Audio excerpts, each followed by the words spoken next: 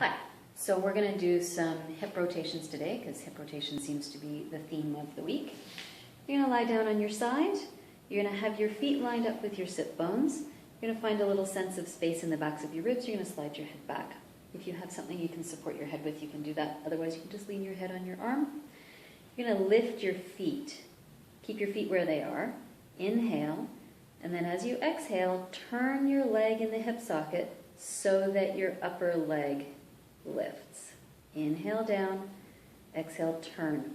The key here is to turn from the leg in the hip socket, not to just think about lifting your knee, which makes it all a quad exercise.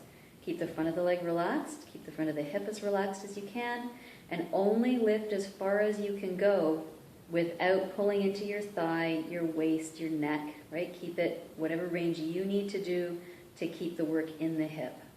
Do for about a minute. Come back down, rest your feet.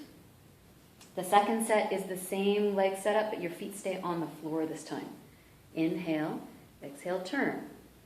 We're looking at a second layer of muscle here. It's a little smaller, it's a little deeper. Could be a more intense sensation. Your range should be a little bit smaller. You do about a minute of those ones. And then you put your hand across the back of your sacrum. You gradually slide your legs up until you're at about 90 degrees, but only as far as you can go without tucking your butt, which makes it really hard to get to those hip muscles. Inhale here, smallest muscle, deepest muscle, smallest range.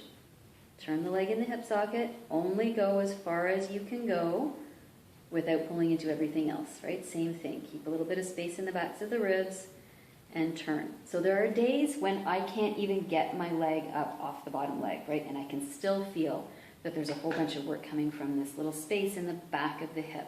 If it feels like it's coming from your thigh, back it up. Don't go so far. Just find that sense of work, turning the leg in the hip socket.